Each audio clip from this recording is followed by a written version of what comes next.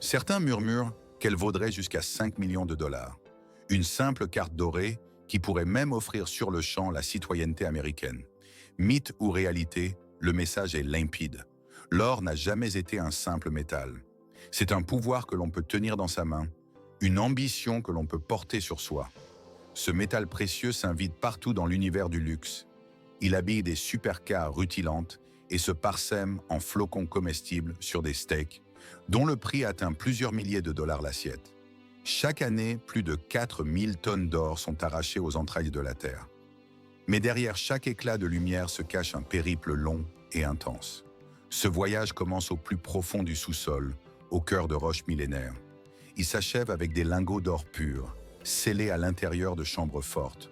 Notre périple nous mène au cœur de la plus grande mine d'or des États-Unis. C'est ici que les premières et minuscules paillettes de métal précieux sont extraites de roches vieilles de plusieurs millions d'années. Grâce aux technologies modernes, ces infimes fragments se métamorphosent en lingots étincelants. Chaque barre porte en elle une double nature, une valeur matérielle bien réelle et une puissante charge symbolique. C'est une odyssée qui part de l'obscurité souterraine pour atteindre le monde éblouissant de la richesse et du prestige. Il brille d'un éclat éternel, et pourtant, son histoire commence dans la pénombre des cavernes. Il y a plus de 6000 ans, durant l'ère néolithique, l'or servait déjà à façonner des bijoux, des objets sacrés et des pièces d'apparat pour les souverains et les élites. Mais ce qui le distingue n'est pas seulement sa lueur, c'est sa capacité à défier le temps. Il ne rouille pas, ne ternit pas et ne s'use jamais. Dans un monde en perpétuel changement, il est l'une des rares certitudes, un symbole immuable de pouvoir, de richesse et de confiance. L'or ne se trouve que rarement à l'état brut, à la surface du sol. La plupart du temps, il se cache au cœur d'anciennes couches de roches, comme le quartz ou les sédiments, compressés pendant des millions d'années. Avec le temps, le vent et l'eau érodent ces roches, libérant de minuscules particules d'or qui se déposent dans les rivières et les cours d'eau. Mais pour atteindre les véritables filons, il faut creuser en profondeur ou dynamiter des montagnes entières. L'or n'attend personne. Il ne se révèle qu'à ceux qui ont la patience de le chercher sous la surface. Parfois, une simple étincelle suffit à embraser tout un continent. En 1848, une découverte minuscule en Californie allait changer le cours de l'histoire américaine. Une poignée de paillettes scintillantes trouvée au fond d'un ruisseau. Presque instantanément, le pays entier fut saisi d'une véritable frénésie. Des milliers et des milliers de personnes se sont alors précipitées vers l'ouest, marquant le début de la plus célèbre ruée vers l'or du 19e siècle. Des hommes quittèrent Harleyville, abandonnèrent leurs fermes et prirent la route, animés par un seul et même espoir, faire fortune grâce à l'or. Après des milliers d'années d'extraction, l'or facile d'accès a presque entièrement disparu. Il faut désormais creuser plus loin, dans des couches de roches que personne n'avait jamais osé toucher. Pour obtenir une seule once d'or, les mineurs doivent souvent déplacer entre 30 et 50 tonnes de roches. Une échelle colossale qui pourtant ne freine pas l'industrie. Grâce aux machines modernes, à la technologie GPS et à des méthodes de traitement avancées, l'exploitation minière à des centaines de mètres sous terre est devenue une réalité. Et même si les risques et les coûts ne cessent d'augmenter, la valeur de l'or suffit à entretenir la flamme de cette chasse sans fin. Il brille sur les marchés du monde, mais ici, il se cache sous la poussière rouge. Une poussière qui recouvre tout, même les enfants suspendus. En Ouganda, on dit que la terre vit sur un trésor d'or. Pourtant, ce trésor ne scintille pas dans les vitrines. Il sommeille sous la sueur et le labeur de familles entières, y compris d'enfants trop jeunes pour épeler leur propre nom. Sous un soleil de plomb, armés de pelles rouillées, ils suivent leurs parents sur un sol aride et impitoyable, dans l'espoir de déterrer quelques précieuses paillettes. Avec à peine $1 par jour pour survivre, l'orpaillage n'est pas un métier. C'est une question de survie. Et le prix de l'or se paie non seulement en efforts, mais aussi avec la santé des enfants, qui respirent la poussière plutôt que de nourrir des rêves. Leurs salles de classe sont les berges des rivières, leurs jouets sont des outils. Pour eux, l'or n'est pas un symbole de richesse. C'est la seule chance de tenir jusqu'au lendemain. La traque commence avec un simple détecteur de métaux portatif et une oreille attentive. Les mineurs marchent lentement, les yeux rivés au sol, à l'écoute des doux bips sonores de l'appareil. Chaque signal ravive une lueur d'espoir. Il pourrait signifier que l'or se cache juste en dessous, mais ce travail ne repose pas sur la chance. Les mineurs expérimentés savent où chercher, près du quartz, de l'ardoise, ou dans les zones où l'or a déjà été charrié par les eaux. Une fois qu'un signal est capté, l'équipe se met au travail et le véritable labeur commence. Les trous se creusent, parfois sur des dizaines de mètres, uniquement à la force des pelles, des pioches et des bras. Aucune machine. À certains endroits, on utilise des troncs d'arbres pour étayer les galeries, mais le risque d'effondrement est omniprésent. Plus ils s'enfoncent, plus les mineurs doivent ramper dans des tunnels étroits, à peine assez larges pour se coucher sur le côté. Chaque trou est un pari. Il peut ne mener à rien ou révéler des roches valant un mois de salaire. Pour descendre, les mineurs s'agrippent à des cordes. Plus bas, ils doivent de nouveau progresser à quatre pattes dans des boyaux si étroits qu'ils peuvent à peine s'y glisser. Dans l'obscurité, la seule clarté vient de la lumière vacillante des lampes frontales. Chaque pelletée de terre est chargée d'espoir, car l'or n'est pas en bloc, mais dissimulé en grains minuscules au cœur de roches poussiéreuses, comme pour mettre leur patience à l'épreuve. De lourds sacs de terre sont attachés à des cordes, puis hissés à la surface grâce à de simples systèmes de poulies. Ils s'entassent en piles, attendant leur tour d'être broyés. Chaque sac est comme un billet de loterie. On ne sait ce qu'il contient qu'une fois traité. Les lourds sacs de terre, à peine remontés des profondeurs, entament leur second voyage. Un voyage rempli d'incertitudes, où chaque chargement peut contenir une fortune ou absolument rien. Ces sacs sont déversés sur un long tapis roulant, dans un fracas métallique, progressant lentement vers un énorme entonnoir de métal qui se dresse au bout. Il ressemble à une bouche béante, attendant de tout dévorer sur son passage. Des vagues de roches et de terre gris-brun déferlent, s'écrasant contre l'acier et basculant violemment dans la goulotte d'alimentation du concasseur. De l'eau est pompée en continu pour maîtriser la poussière, refroidir la machinerie et créer une boue épaisse qui aide à évacuer les matériaux plus légers. Tandis que ce mélange s'écoule, les particules les plus lourdes, comme l'or s'il y en a, se déposent lentement au fond, alors que les sédiments plus légers sont évacués. C'est le premier vrai moment de séparation, mais ce n'est que le début. Une fois le processus de broyage achevé, l'excès d'eau est drainé. Ce qui reste est déplacé vers une autre zone, pour une étape bien plus délicate et dangereuse, l'ajout de mercure.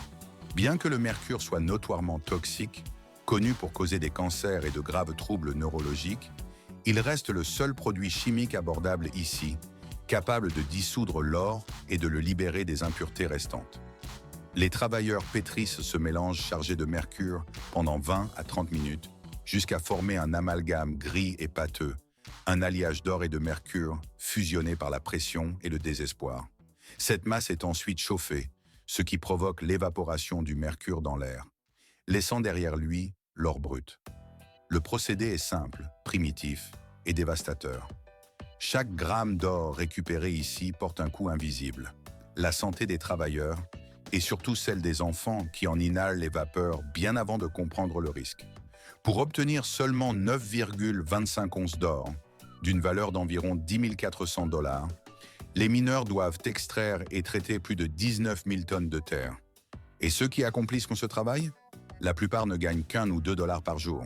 Ici, la terre ne se livre qu'à la force brute. Loin des quelques dollars gagnés à la sueur du front dans les mines artisanales, l'extraction de l'or aux États-Unis a basculé dans une ère de machinerie moderne et de technologie de pointe pour opérer à une échelle industrielle. Cette approche décuple non seulement l'efficacité, mais elle contribue aussi à maîtriser l'impact sur l'environnement. Direction une mine d'or du Nevada, où le voyage vers le métal précieux révèle un tout autre visage, celui de l'innovation. La première étape de cette quête moderne consiste à forer des trous profonds dans le sol, généralement entre 30 et 65 pieds. Un colossal engin de forage, monté sur un camion poids lourd et hérissé de circuits hydrauliques, enfonce des tubes d'acier dans la roche massive avec une force et une précision redoutables. Ces cavités sont ensuite remplies d'explosifs, méticuleusement préparés pour fracturer les couches de roche compactes. Les techniciens placent des détonateurs dans chaque trou, un seul site pouvant en compter entre 50 et 100. Chacun est câblé et synchronisé avec une précision d'horloger. Au moment voulu, les explosifs sont déclenchés simultanément. De puissantes détonations secouent la zone, projetant d'épais nuages de fumée dans le ciel. La force est si intense qu'elle déchire des pans entiers de la montagne, réduisant d'énormes rochers en milliers de fragments plus petits, ce qui facilitera grandement la collecte et la séparation de l'or lors de la prochaine étape. Une fois les formations rocheuses pulvérisées en milliers de fragments, d'imposantes excavatrices entrent en scène. À chaque coup de godet, elles ramassent des morceaux de minerais aurifères et les déversent sur un long système de tapis roulants qui borde le site minier. Ce système est conçu pour fonctionner en continu, transportant le minerai de manière fluide et efficace depuis la zone de dynamitage jusqu'à un lieu de stockage temporaire sans le moindre arrêt. L'ensemble du processus est surveillé de près pour maximiser la vitesse et minimiser les pertes. À partir de là, les tas de minerais triés sont chargés sur de grands camions bennes, chacun capable de transporter des dizaines de tonnes en un seul voyage. Ces camions forment un balai mécanique ininterrompu, acheminant le minerai vers l'usine de traitement. Dans l'usine, le minerai poursuit son voyage sur des convoyeurs entièrement automatisés, assurant un déplacement rapide et sans heurts à travers les installations. Même si chaque tonne de roche ne contient qu'à peine 0,05% d'or, un simple gramme caché parmi des milliers, cette infime trace est loin d'être inaccessible. Grâce à une technologie de raffinage de pointe, l'usine parvient à isoler et à extraire cette particule d'or avec une précision et une efficacité remarquables. Le minerai aurifère est d'abord introduit dans un broyeur à boulet massif.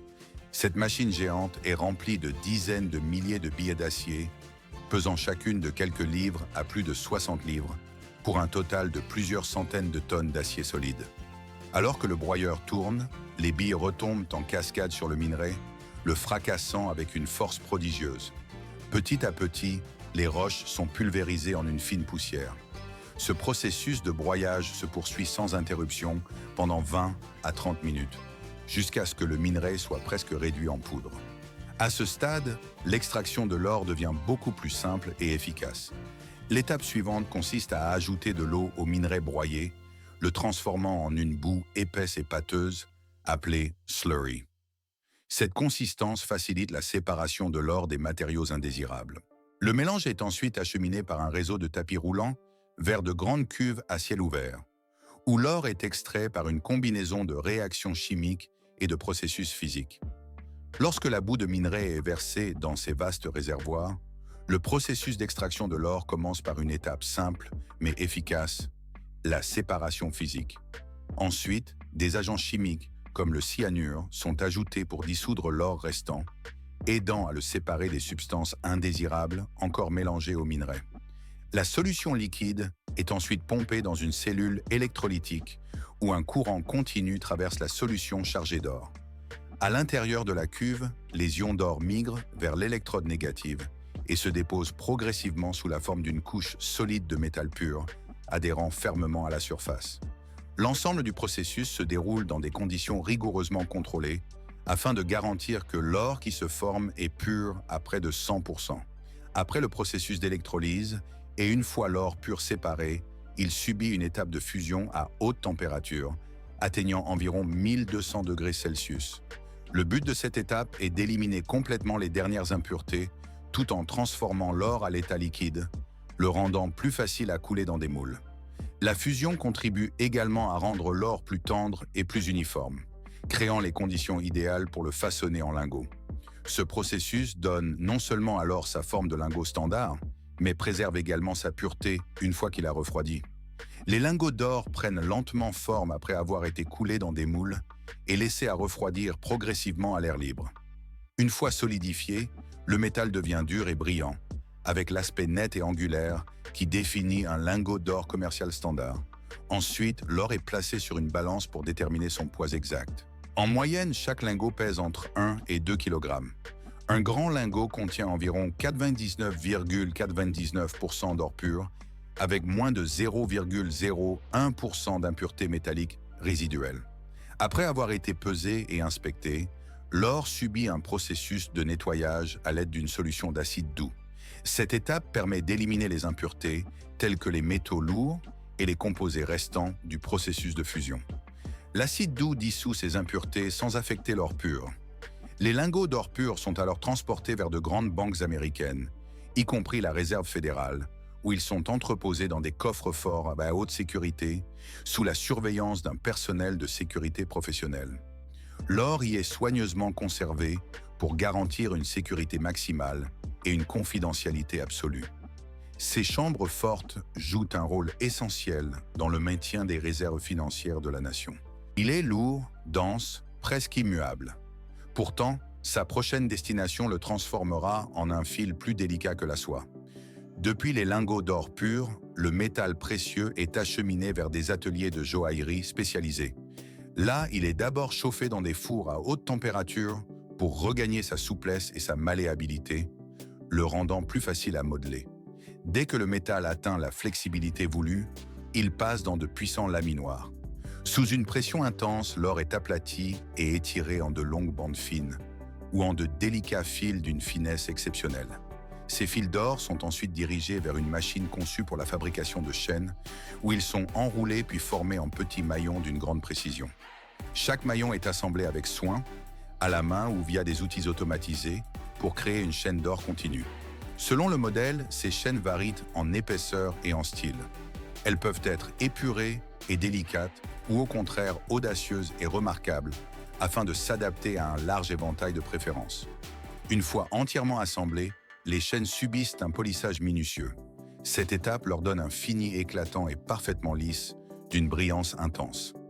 Avant de passer à l'étape finale, où des pierres précieuses ou des pendentifs pourront être ajoutés, chaque fil d'or et chaque chaîne terminée font l'objet d'une inspection visuelle détaillée. Ce contrôle garantit qu'ils répondent à des normes de qualité très strictes. Seules les pièces qui réussissent cette inspection sont emballées, puis expédiées vers le marché pour la distribution et la vente. Sa lueur a guidé des navires à travers les océans. Mais pour comprendre sa véritable origine, il faut remonter bien plus loin. Le voyage s'étend des côtes africaines aux rivages des Amériques, sur une route tracée pour percer le secret de la véritable fabrication de l'or. Car derrière l'éclat de ce métal précieux se cache une signification bien plus profonde. Une histoire faite de chapitres fascinants et souvent inattendus qui attendent simplement d'être révélés.